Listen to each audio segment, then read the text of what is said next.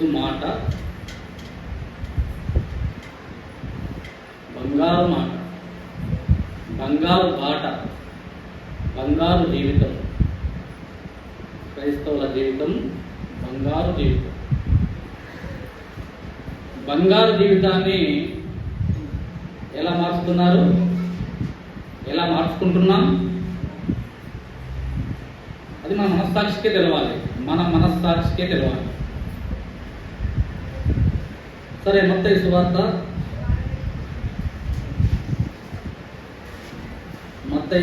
14వ అధ్యాయము. మత్తయి సువార్త 14వ అధ్యాయము.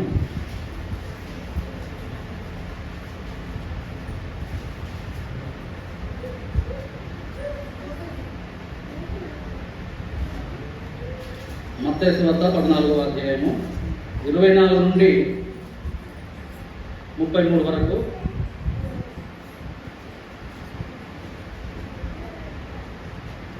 నుంచి 33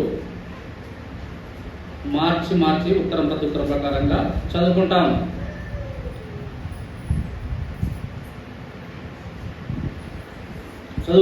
మత్తయి సువార్త 14:24 నుండి మార్చి ఉత్తరం ప్రత్యుత్తరం ప్రకారంగా.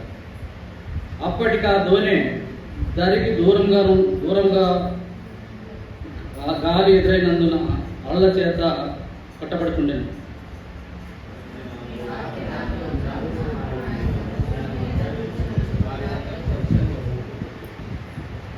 ఆయన సముద్రం మీద నడుచుట శిష్యులు చూచి తొందరపడి భూతమని చెప్పుకొని భయము చేత కేకలు వేసిరి.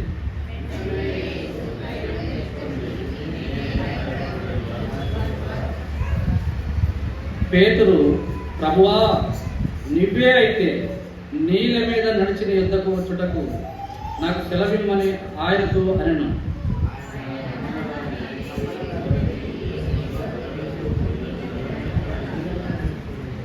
గాలిని చూచి భయపడి మునిగిపోసాగి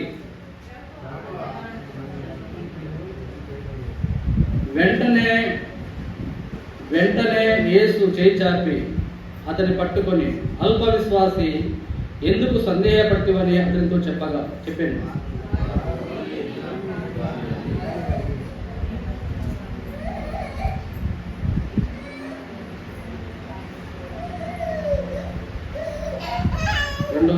1 కొరింథీయుల రాసిన పత్రిక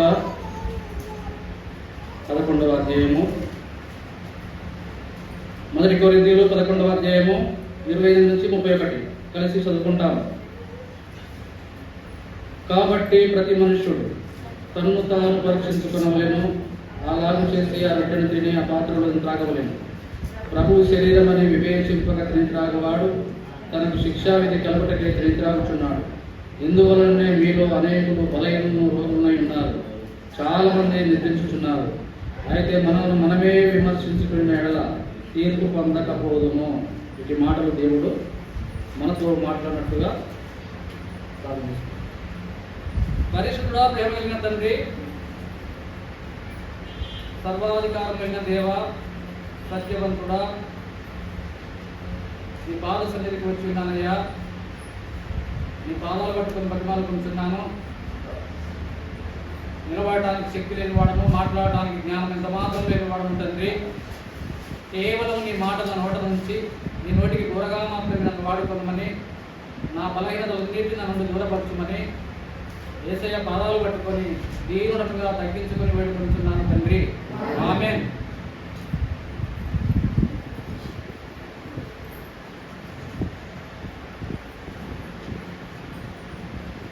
పరీక్షించుకోవాలి. కొంచెం ముందు రాదు, లేదు వెనక గుమ్మిగా ఉంది. బయట ఉన్న వాళ్ళు అందరూ లోపలికి రండి. బయట ఉన్న వాళ్ళు లోపలికి రండి. ఇది గంభీరమైన సమయము. దేవుని యొక్క పరిశుద్ధ రక్త మాంసములలో పాల్పంపులు పొందుకునే ముందు మన విశ్వాస జీవితాన్ని మనము పరీక్షించుకుంటాము. కాబట్టి చాలా జాగరూకత వహించి దేవుని యొక్క మాటను అశ్రద్ధ చేయకుండా మన జీవితాలను మనం పరీక్షించుకొని యోగ్యమైన స్థితిలో యేసయ్య యొక్క శరీర మాంసములలో యోగ్యమైన స్థితిలో పాల్పంపు పొందుదాం. మనం చదువుకున్నటువంటి భాగంలో మత్తయి సువార్త 14:24 వచనంలో రాయబడినటువంటి మాట ఏమిటి అంటే, అప్పటికి ఆ దోణి దరికి దూరంగా ఉండగా గాలి ఎదురైనందున అలల వలన కొట్టబడుచుండెను. దోణి దరికి దూరంగా ఉన్నందున గాలి ఎదురైనందున అలల చేత కొట్టబడుచుండెను. ప్రతి ఒక్క విశ్వాసి కుటుంబానికి, ప్రతి ఒక్క సంఘానికి కూడా పోల్చుకోవచ్చు. దోణి వ్యక్తిగతమైన మనిషిని చూపిస్తూ ఉంది, హృదయాన్ని. దోణి కుటుంబాన్ని చూపిస్తూ ఉంది, దోణి మందిరాన్ని చూపిస్తూ ఉంది. ఈ 3 అనుభవాలు మనం మర్చిపోవద్దు. ఈ 3 అనుభవాల గుండా మన వాక్యాన్ని అర్థం చేసుకోవాలి, వ్యక్తిగతంగా, కుటుంబంగా, సంఘంగా. ఇక్కడ దోణి అనగానే మన హృదయానికి ఆపాదించుకోవచ్చు, మన కుటుంబానికి ఆపాదించుకునవచ్చు, సంఘానికి ఆపాదించుకునవచ్చు. అప్పటికా దోణి దరికి దూరముగా ఉండగా, ఎక్కడ ఉందంట ఆ దోణి? దరికి దూరంగా ఉన్నది. సముద్రంలో దరికి దూరంగా ఉన్నది. ఆపద వస్తే కాస్త 4 అంగలేస్తే దరికి వస్తుందన్న గ్యారంటీ లేదు. దూరంగా ఉన్నది, దరికి దూరంగా ఉన్నది. అప్పటికే అలసట వస్తుందేమో, దరికి చేరలేనంత నిరుత్సాహము, కష్టకాలంలో తన కుటుంబ సాగరము సాగిపోతుందేమో. వ్యక్తిగతమైన బాధలు కావచ్చు, వ్యక్తిగతమైన సమస్యలు కావచ్చు, కుటుంబ సమస్యలు కావచ్చు, సంఘ సమస్యలు కావచ్చు. ఈ 3 విధాలా అర్థం చేసుకున్నప్పుడు సంఘంలో వస్తున్నటువంటి సమస్యలు ఏమిటో అర్థమవుతా ఉంది. కుటుంబంలో వారి కుటుంబాల లెక్కన ఎవరికి ఏ విధంగా సమస్యలు ఉన్నాయో తన జీవితాలకు ఆపాదించుకునవచ్చు. వ్యక్తిగతంగా కూడా ఆపాదించుకుంటే అర్థమవుతుంది. కాబట్టి లేఖనాల వైపు దృష్టి సారించి వినండి. దరికి దూరంగా ఉన్నదంట దోణి. అండాదరువు లేదు. ఈ అండాదరువు లేదంటే ఎప్పుడు ఈ బాధ, ఆ కష్టం ఎప్పుడు అర్థమవుతుందంటే, ఈత నేర్చుకునే సమయంలో ఒక బావిలోకి ఈత నేర్చుకుంటే ఈత అప్పుడప్పుడే వస్తుంది. ఈతను నేర్చుకుంటున్నాం. మునగబెండలో కట్టుకొని అందులో ఎత్తేస్తే ఆ భయాందోళనతోటి, ఆ భయంతోటి దరి దూరంగా ఉంటుంది. అయ్యో నేను దరి చేరుకున్నా అని ప్రాణాపాయకరమైన స్థితిలోనికి జారుకొని బిక్కుమనుకుంటూ తడబడతా ఉంటాం. ఆ అనుభవము నేను ఎరుగుదును కాబట్టి నాకు జ్ఞాపకానికి వచ్చింది. ఊరక మునగబెండి కట్టుకొని దుక్కుతున్న బావిలో ఇంకెప్పుడు వస్తుందండి అని చెప్పి ఒకనాడు ఆ మునగబెండి ఇప్పి అట్లా పెట్టేసినాడు మా నాన్న మా బాయిలోని. చాలా రోజులు అంతకుముందే, కానీ ఎదుగుతున్నా కానీ నాకు ధైర్యం రావట్లేదు. మునగబెండి కట్టుకుంటున్నా. తీసి అల్లేసిన తర్వాత అప్పుడు అర్థమవుతుంది, దూరంగా ఉన్నా దరి దూరంగా ఉంది. ఓయమ్మని చస్తానా, దరి చేరుకుంటానా అన్నటువంటి బాధ అప్పుడు అర్థమవుతుంది. దరికి దూరంగా ఉన్నదంట దోణి. అంటే మన కుటుంబ పరిస్థితులు ఎవరు కూడా ఆదరించలేనంత దూరంగా ఉన్నాయేమో. ఏ మనుషుడు కూడా నిన్ను ఆదరించలేనంత సమస్యల్లో కురుకుపోయినావేమో. అలాంటి ఇబ్బందులు నీకు ఉన్నాయేమో. అలాంటి ఇబ్బందులు కుటుంబానికి ఉన్నాయేమో, వ్యక్తిగతంగా ఉన్నాయేమో, సంఘానికి ఉన్నాయేమో. ఏమైనా దీని బిడ్డలారా, ఎవరు దరికి చేర్చాలి, ఎవరు ఎవరు మనల్ని ఆదరించాలి, ఎవరు మన దగ్గరికి రావాలి? ఇప్పుడు పైగా గాలి తుఫాన్లు వస్తున్నాయి, సముద్రపు అలలు ఎగిసి పడుతున్నాయి. సముద్రం గాలి ఎదురైంది. గాలి ఎదురైనందున గందరగోళం జరిగింది. ఏం జరిగిందంట? గాలి ఎదురైనందున గందరగోళం జరిగింది. ఆ గాలి లేకపోతే సామరస్యంగా వస్తాం. కుటుంబంలో గాలి ఎదురైతుందేమో. గాలి అంటే సాతానుడు పెట్టేటువంటి చిక్కులు, సాతానుడు పెట్టేటువంటి ఇబ్బందులు, సులువుగా చిక్కులు పెట్టే ఇబ్బందులు ఏవైనా కావచ్చు. భార్యాభర్తల తగాదాలే కావచ్చు, ఇరుగు పొరుగు వారి సమస్యలే కావచ్చు, తన కుటుంబంలో ఉన్నటువంటి వాళ్ళు ఎవరైనా కుటుంబంలోనే అత్త కోడళ్ళ కావచ్చు, కొడుకులకు తండ్రులకు తల్లిదండ్రులకు కొడుకులకు కూడా కావచ్చు. ఇలాంటివి చూసుకోలేము. ఇలాంటి ప్రాబ్లమ్స్ వస్తున్నాయి కుటుంబంలోనే. ఎవరు చక్కబెట్టాలి కుటుంబాన్ని? ఏ మనుషుడు చక్కబెడతాడు? ఒకటి పోయేసరికి ఒకటి కుటుంబం మీద పడుతున్నాయేమో, ఇబ్బందులు వస్తున్నాయేమో, ఒక సమస్య పోయేసరికి ఇంకో సమస్య వస్తుందేమో. ఇప్పటికే అనారోగ్య పరిస్థితి ఉన్నదంటే అది కాస్త బాగా అయింది, మళ్ళీ ఒకటి వచ్చి పడింది. ఏమిటది? ఆర్థికపరమైన ఇబ్బందులు, తిండికి వెళ్ళడం లేదు, పూట గడవడం లేదు. పరిస్థితులు ఎన్నెన్నో ఒక్కొక్క కుటుంబానికి ఒక్కొక్కలాగా ఉంటాయి. మనం ఏ విధంగా ఆపాదించుకున్నా కుటుంబంలో సమాధానం లేదేమో ఒకరికొకరికి. ఏ మనుషుడికి తెలియనటువంటి, ఏ మనుషుడు చూడనటువంటి ఆ సమస్యలు మనల్ని కన్నటువంటి వాడు, మనల్ని కొన్నటువంటి వాడు, ఆ సర్వోన్నతుడు యేసుక్రీస్తు ప్రభువు అది చూచినాడు. కాబట్టి ఆ ధోని దగ్గరికి ముందుగానే వస్తున్నాడంటే ఇక్కడ మన చదువుతున్నటువంటి భాగంలో, అప్పటిగా ధోని దానికి దూరంగా ఉండగా గాలి ఎదురైనందున అలల వలన కొట్టబడుచుండెను. ఈ మాట యెషయా గ్రంథం చదవండి, మంచిగా స్పష్టంగా ఉన్నది. యెషయా గ్రంథం 54:10 తీసేవాళ్ళు చదవండి. యెషయా గ్రంథం 54. పర్వతములు తొలగిపోయినను, మిట్టలు తత్తరిల్లును, నా కృప నిన్ను విడిచిపోదు.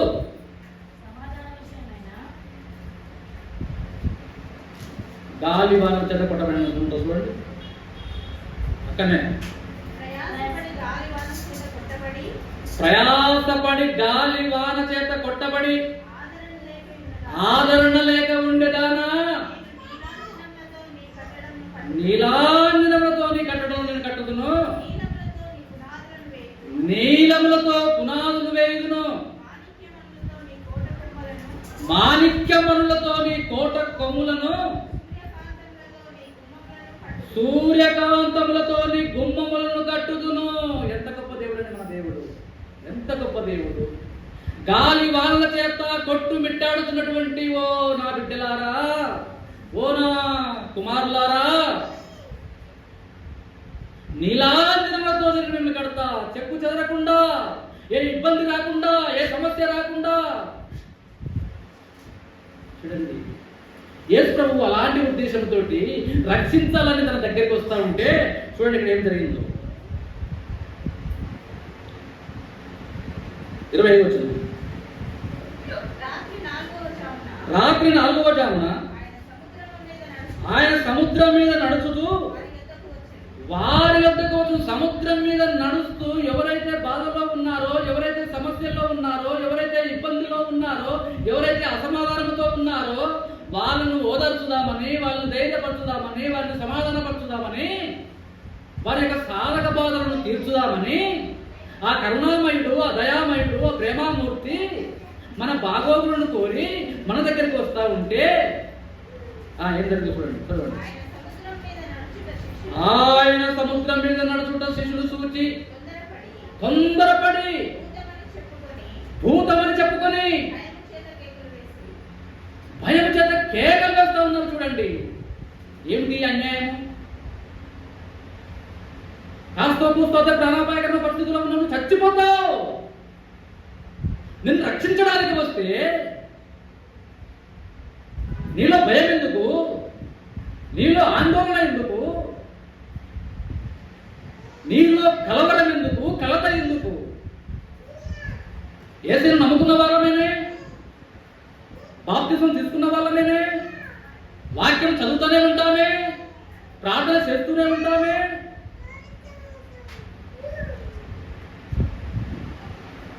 ఎందుకు భయపడుతున్నాము? యేసయ్య మన దగ్గరలో ఉండగా, యేసయ్య మన చేరువలో ఉండగా, యేసయ్య మన చెంతనుండగా చింతలేలా? యేసయ్య మన చెంత ఉండగా చింత ఎందుకు? ఆయన వస్తుంటే ఆయనతో పాటు ఉన్న వాళ్ళే కదా, ఆయనతో పాటు సహవాసం చేసిన వాళ్ళే కదా శిష్యులు. మరి దగ్గరికి వస్తుంటే కలవరం ఎందుకు? ఎందుకు కలవరపడుతున్నారు వాళ్ళు? చూడండి, గాలి ఎదురైనందున అలల చేత కొట్టబడుతుండెను. రాత్రి 4వ జామున ఆయన సముద్రం మీద నడుచుతూ వారి యొద్దకు వచ్చెను. ఆయన సముద్రం మీద నడుచుతూ శిష్యులు చూచి తొందరపాటు ఉండదంట. క్రైస్తవులకు ఎప్పుడైనా తొందరపాటు ఉండదు. ఏ పని చేసినా నిమ్మలంగా చేయాలి, జ్ఞానంతో చేయాలి. తొందరపాటు నిర్ణయాలు తీసుకోవద్దు, తొందరపాటు పనులు ఏవి కూడా చేయవద్దు.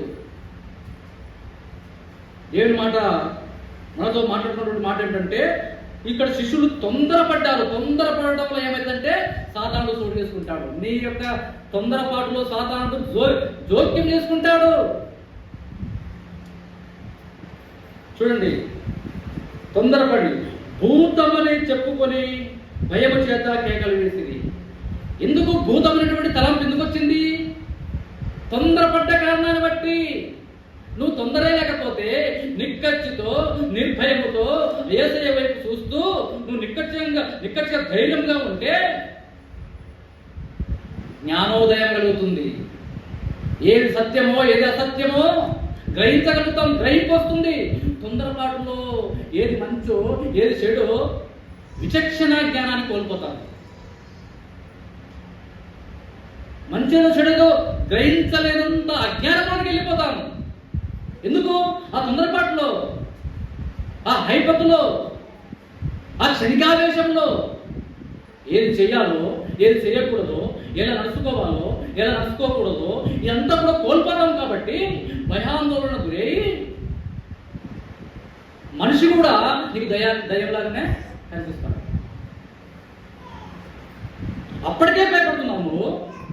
అక్కడ రక్షిద్దామని యేసు వస్తున్నాడు, ఆయన చూసి భూతమని భయపడుతున్నావు. ఎందుకు? నీ దృష్టి అంతా ఎక్కడ ఉంది? ఇప్పుడు భయాందోళన ఉంది. భయం మీద ఉందంటే సాధారణ వైపు ఉంది. దిగులంతా నేను వస్తానో బతుకుతాను. నీ దృష్టి అంతా అక్కడ ఉంది. కాబట్టి మంచి వాళ్ళు కూడా చెడ్డవాళ్ళుగా కనపడతారు. ఆ టైంలో మంచి చేద్దామని వస్తే కూడా చెడు చేద్దామని వస్తున్నాడేమో అని భయపడతాను. కాబట్టి ఇక్కడ దేవుడు మనతో మాట్లాడుతున్నటువంటి మాట ఏమిటంటే, తొందరపాటుకు ఏ కుటుంబం కూడా కూడదు. తొందరపాటు నిర్ణయాలు తీసుకోవద్దు. భార్యాభర్తలు, అత్తకోడలు,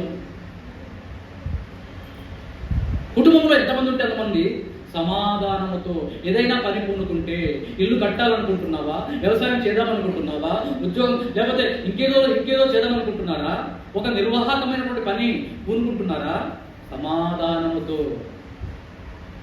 ఆలోచనపూర్వకంగా దేవుని అడగండి. దేవుని సన్నిధిలో మోకరించి ప్రార్థన చేసి దేవుని దగ్గర నుంచి సమాధానాన్ని లాగి ఆ సమాధానకర్త అయిన యేసు చూపించినటువంటి మార్గం గుండా మనం వెళ్ళినప్పుడు ఏ కలవరం ఉండదు, ఏ కలత ఉండదు, ఏ చింత ఉండదు. మనము చేసిందెల్లా సఫలమవుతుంది. ఎక్కడున్న మాట? కీర్తనల గ్రంథము 1:2 అనుకుంటా. యెహోవా ధర్మశాస్త్రమునందు దివారాత్రములో ఆనందించుచు దాన్ని ధ్యానించువాడు ధన్యుడు. యెహోవా ధర్మశాస్త్రం దగ్గరికి రావాలి. అప్పుడు కలవరం ఉండదు, కలత ఉండదు, చింత ఉండదు, చికాకు ఉండదు. ఎందుకంటే దేవుని వాక్యము నీకు తోడుగా ఉంటుంది. ఏది చేయాలో చెప్తుంది, ఏది చేయకూడదో చెప్తుంది. నిన్ను ధైర్యపరిచే వాక్యము, నీకు అండగా ఉండే వాక్యము. శిష్యుల్లో అది లేని కారణాన్ని బట్టి యేసయ్య తన చెత్తగా ఉండగానే ఆ విశ్వాసం లేని కారణాన్ని బట్టి, అంటే యేసయ్య వాళ్ళ హృదయంలో లేడు కాబట్టి కలవరం వచ్చింది. భూతమని తలుస్తున్నాడు. అక్కడ కేకలు మొదలు పెడుతున్నారు, కేకలు వేస్తున్నారు. యేసు చూడండి, నీ భయాందోళన చూసినటువంటి దేవుడు, నీ భయకంపితాన్ని చూసినటువంటి దేవుడు, నీ బాధ చూసినటువంటి దేవుడు, నీ నా పరిస్థితులు అన్నింటినీ కూడా చూసినటువంటి దేవుడు ఏమంటున్నాడు చూడండి 27వ వచనంలో, వెంటనే. ఏ మానవుడు స్పందించగలడు? వెంటనే. మనం కన్నటువంటి తల్లిదండ్రులు స్పందిస్తారా? తక్షణమే స్పందిస్తారా? యేసు ప్రభువు అయితే వెంటనే ధైర్యం తెచ్చుకోండి, నేనే, భయపడకుడి. ఎంత గొప్ప మాట! నీ నా భయాన్ని చూసినటువంటి దేవుడు, నీ నా ఇబ్బంది పరిస్థితులన్నింటినీ కూడా చూసినటువంటి దేవుడు చెప్తున్నాడు. ఇప్పుడు నేను నీకు తోడుగా ఉన్నా నా కుమార్తె, నా కుమారుడా. గాలి వానల చేత కొట్టబడుతున్న దానా,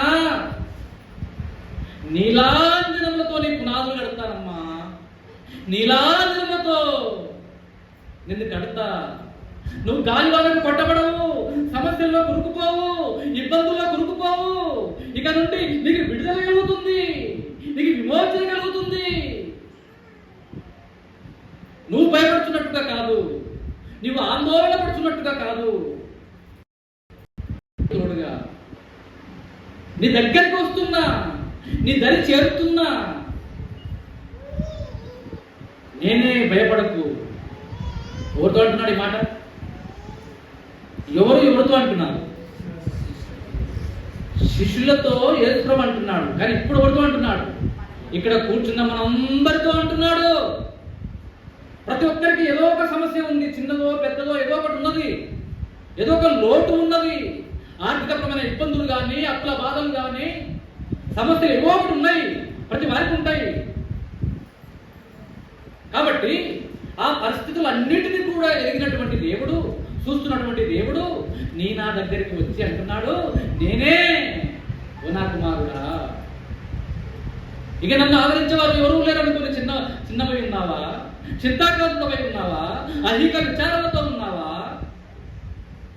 నేనున్నాను, నీ దగ్గరికి వస్తున్నాను, నీ సమస్యలు తీరుస్తాను. నువ్వు భయపడుతున్నట్టుగా కాదు, నువ్వేమి చావవు, నువ్వే ఏ ఇబ్బంది కూడా గురికావు. నువ్వు ఎంత గొప్పది! ఏ మనుషుడు ఆదరించగలడు? ఏ మనుషుడు ఇలాంటి భరోసా ఇవ్వగలడు?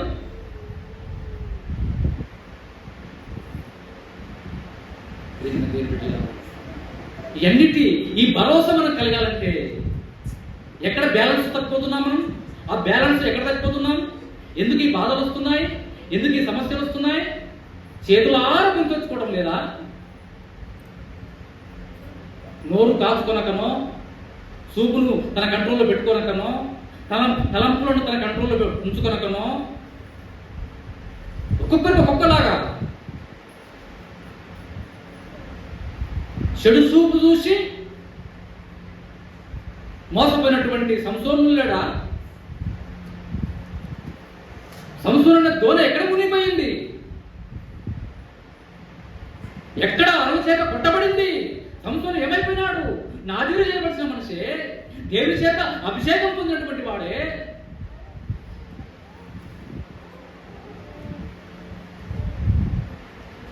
దాని చక్కదనందు నీ హృదయంలో ఆశపడకు. సంసోను తన కంటి చూపు ద్వారా మోసపోయినాడు.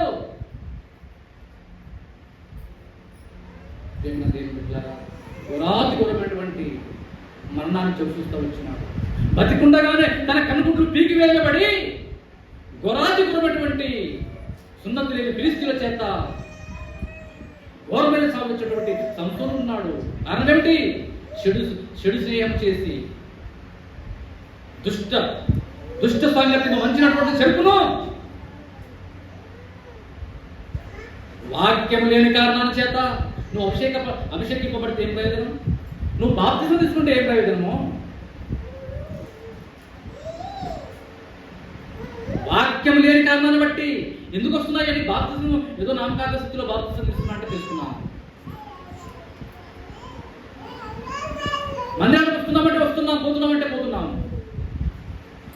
నువ్వు మందిరానికి వచ్చుకోవడమే కాదు, నీ ఇంటిలో వాక్యం లేకపోతే, నీ ఒంటిలో వాక్యం లేకపోతే వృధా.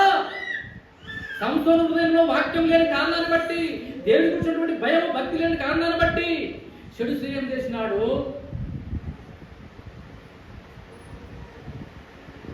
గాజాకు పోయి దెలీలాను చూసి ప్రాణం కొట్టుకున్నాడు.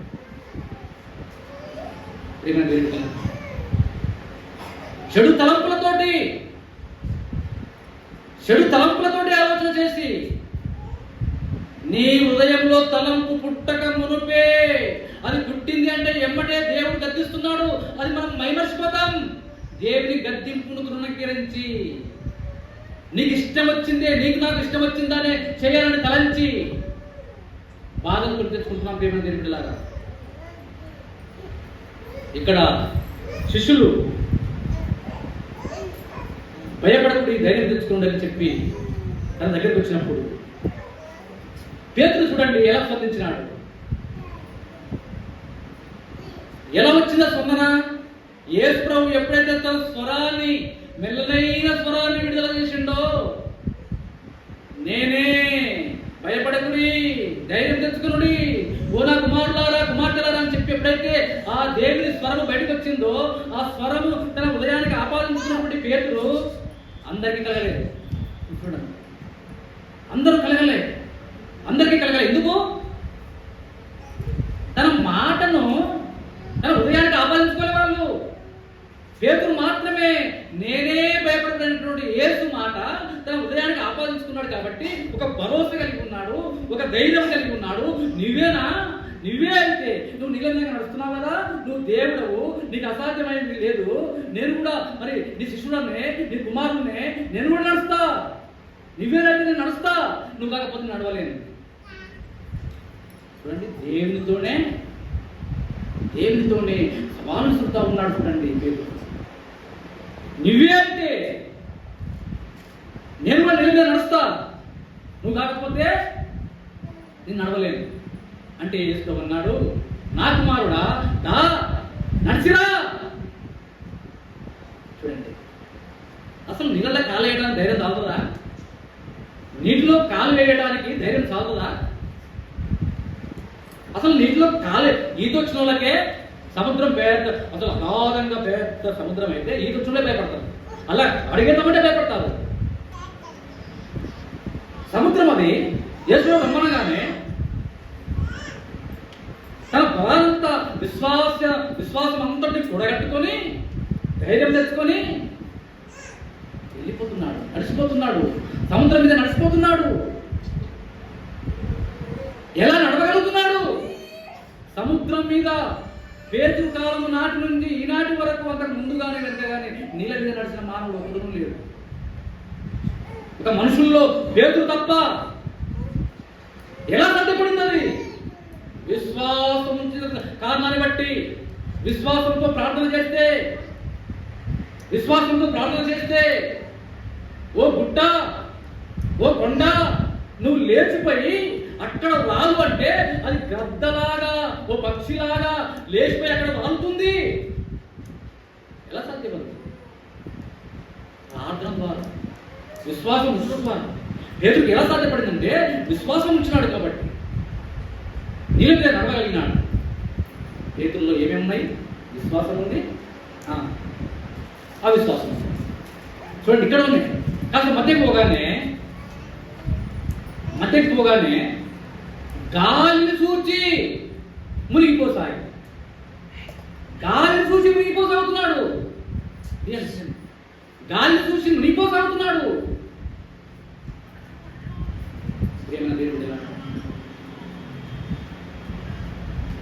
చూడండి, గాలి దగ్గరికి చూడమని చెప్పింది ఎవరు?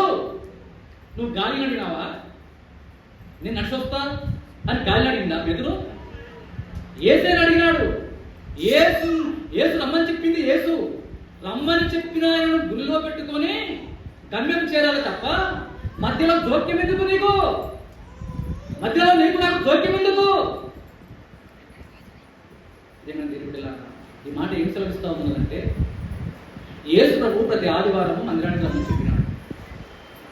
మందిరానికి రమ్మని చెప్పింది దేవుని యొక్క పిలుపు. నా కుమారుడా పేతురు రా, నేను నడిచిరా అన్నాడు. మనం ఈ లోకమైనటువంటి నీళ్ళ మీద నడిచి యేసు యొక్క సన్నిధికి వస్తున్నాం. ఈ మాట మర్చిపోవద్దు. నీళ్ళ మీద నడుస్తున్నాం అన్న సంగతి మర్చిపోవద్దు. లోకం అనేది సముద్రం లాంటిది. మరి సముద్రం మీద నడుస్తున్నా నీకు పక్క సూపులు ఎందుకు? ఓర సూపులు ఎందుకు? పక్క సూపులు ఎందుకు వస్తున్నాయి? నువ్వు మందిరానికి వస్తున్నావు, మందిరానికి రా. నీకు పక్క సూపులు ఎందుకు? పక్క వాళ్ళు ఏం చేసుకుంటే నీకేమి? ఈ పేతురు యేసు ప్రభువు వైపు చూస్తూ నడిచినంతసేపు నడిచినాడు. పక్కకు చూసినాడు, గాలిని చూసినాడు. తరంగాలు వివెత్తుగా ఎగసిపడుతున్నాయి. భయపడ్డాడు. ఎందుకు భయం వచ్చింది? యేసుని వదిలిపెట్టినాడు కాబట్టి భయం వచ్చింది. యేసుని వదిలిపెట్టి గాలి మీద దృష్టి ఉంచినాడు కాబట్టి భయపడ్డాడు, మునిగిపోసాగినాడు. యేసు ప్రభువు ఏమన్నాడు? తొందరగా దగ్గరికి వచ్చి చేపట్టి, అల్ప విశ్వాసే ఎందుకు సందేహపడుతుంది? ఈ మాట నిన్ను నన్ను అంటున్నాడేమో, మనందరి విషయంలో అంటున్నాడేమో యేసు ప్రభు. ఎక్కడ మునిగిపోతున్నామో జాగ్రత్త. నీకు తెలియకుండానే మునిగిపోతున్నావేమో. దీని వెనుక ఆపద ఉందేమో. నీ వరకు నీకు మంచిది అనుకుంటున్నావేమో.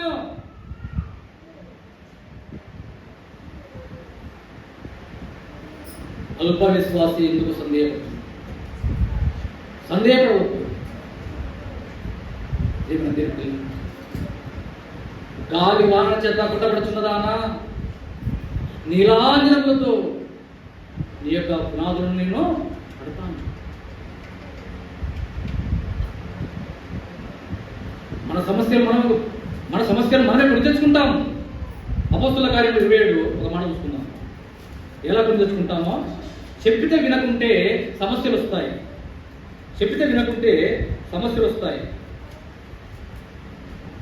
చూడండి 27:11 వచ్చిన ఒక మాట చదువుతున్నాం. 11 వచ్చిన 27 అపోస్తుల కార్యం 27:11.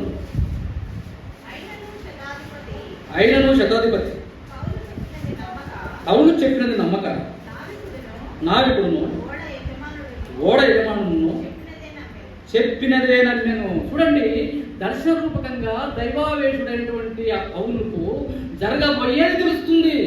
ఈ పడవ ప్రయాణంలో, ఈ ఓడలో, ఈ దోణిలో పోతే ఏమి సంభవిస్తుందో కూడా దేవుడు బయలుపరుస్తున్నాడు. ఆ బయలుపరిచినటువంటి ఆ మాట శతాధిపతితో చెబితే నమ్మడే. ఏ బాబాయ్ నీకే తెలుసు, అసలు ఏ సమయంలో పోవాలి? ప్రయాణం చేసేది ఈ సమయంలోనే. అది శీతాకాలం అంట, అసలు ప్రయాణం చేయకూడదు సమయం అంటది. పౌలు చెప్తున్నాడు, నిక్కచ్చిగా చెప్తున్నాడు. ఇలాగని పోతే చూడండి, అక్కడ చదవండి ఇంకా. మరి శీతాకాలం గడుపుటకు ఆ రేవు అనుకూలమైనది కానందున అక్కడ నుండి బయలుదేరి ఒకవేళ శక్యమైతే ఫెలిక్స్కు చేరి అక్కడ శీతాకాలం గడుపుకోవాలని ఎక్కువ మంది ఆలోచన చేస్తే ఎక్కువ మంది నమ్మినారు. ప్రియమంది బిడ్డలారా, పౌలు మాట నమ్మట్లే. ఎవరైతే ఎక్కువ మంది సలహా చెప్తున్నారో ఆ మాటే వింటా వచ్చినాడు శతాధిపతి. ఈ మాట ఎందుకు చెప్తున్నానంటే, దేవుడు ఏది చెప్తున్నాడో, దేవుడి సిద్ధం ఏమిటో అది ఎరిగి మనం నడుచుకోవాలి. ఈ లోకమనే సముద్రం మీద ఉన్నాము, ధోనిలో ఉన్నామన్న సంగతి మర్చిపోవద్దు. ధోని ఎక్కడ మునిగిపోతుందో కాపాడుకోవాల్సిన అవసరం మన మీద ఉన్నది. కుటుంబం అనే ధోని, వ్యక్తులంగా మన హృదయం అనే ధోని, సంఘం అనే ధోని. ఎక్కడ మునిగిపోతుంది, ఎక్కడ దారి తొలుగుతుంది, గ్రహించాలి, గమనించాలి. ఇక్కడ పౌలు చెప్పితే శతాధిపతి వినలేదు. ఎక్కువ మంది ఏం చదువుకోని అంటున్నారు. ఎక్కువ మెజార్టీ చెప్పిన మనుషులే ఆ మాటే వినవచ్చిన కారణాన్ని బట్టి ఆ ధోని నడుస్తూ ఉంటే చూడండి 27:4 ఒక మాట. 27:4 అక్కడ నుండి బయలుదేరిన తర్వాత ఎదురుగాలి కొట్టుతున్నది ప్రియమైన దేవుని బిడ్డలారా. మాట వినలే. మాట వినకపోయిన కారణాన్ని బట్టి ఎదురుగాలికి గురవుతున్నారు. యేసయ్య మాట వినలేకపోయిన కారణాన్ని బట్టి ఆదివారాన్ని వదిలిపెట్టి తన సొంత పనుల మీద పడి సొంత ప్రయోజనాల నిమిత్తము పరుగు తీసి నీకు వచ్చినటువంటి వేలలో రావచ్చు డబ్బులు ఒకసారి లక్షల్లో అవుతున్నాయి. ఒక్కొక్కరు ఎన్ని చూస్తలే, ఎన్ని చూడట్లే. నువ్వు సంపాదించేది వేలైతే లక్షల్లో ఖర్చు పెడుతున్నారు దవకాయలకు. ఆజ్ఞాధికారమే పాపము, పాపంలో జీతం మరణము. దేవుని వాక్యం ఆశామాషిగా వ్యవహరించవద్దు. ఇక్కడ పౌలు గంటాపూర్వకంగా చెప్పినాడు, మనం పోకూడదు, ఇది అపాయము ఆసన్నమవుతుందయ్యా, మనం వెళ్ళకూడదయ్యా అని చెప్పి పౌలు చెప్పితే శతాధిపతి వినలే. ఎదురుగాలి వచ్చింది. చూడండి 14 13 వచ్చింది. మరియు దక్షిణపు గాలి మెల్లగా విసురుతుంది. దక్షిణపు గాలి మెల్లగా విసురుతుందంటే అప్పుడే సూచన కనిపిస్తుంది నీకు. మొట్టమొదటిగా గాలి ఎటీగా రాదు, మొట్టమొదటిగా కొంచెమే వస్తుంది. అది గ్రహించాలి, అది గమనించాలి. రోగము కొంచెమే, మొట్టమొదటిలో కొంచెమే వస్తుంది. దాన్ని నిర్లక్ష్యం చేస్తేవా అది లక్షల్లో ఖర్చు పెట్టిన బాగు కాదు. మొదట్లో తక్కువగానే వస్తుంది. దాన్ని గమనించాలి, గ్రహించాలి. గోరంతల్ని కొండంతలుగా ఎత్తుకోవద్దు. భార్యదే ఒక మాట దారిందో, భర్తదే ఒక మాట దారిందో జాగ్రత్త జారవచ్చు. అక్కడికి సముదాయించుకొని ఒకరు ఓడ్చుకుంటే సరిపోతుంది. ఆ గోరంతల్ని కొండంతలుగా చేసి నువ్వు ఒకటంటే నేను 2 అంటాము, నువ్వు 2 అంటే నేను 4 అంటాము, అంతకు ఇంతింతాయి ఒడుడింతాయి అనేటువంటి చందంగా దారిపోతే కుటుంబం చిన్నాభిన్నం అయిపోతుంది. ప్రేమైన దేవుని దక్షిణం గాలి మెల్లగా సూచనగా కనబడ్డప్పుడు అప్పుడన్నా జాగ్రత్త పడాలి కదా. అప్పుడన్నా జాగ్రత్త పడకపోగా 14 వచ్చింది. కొంచెం సేపు అయిన తర్వాత ఊర్పులోను పెనుగాలి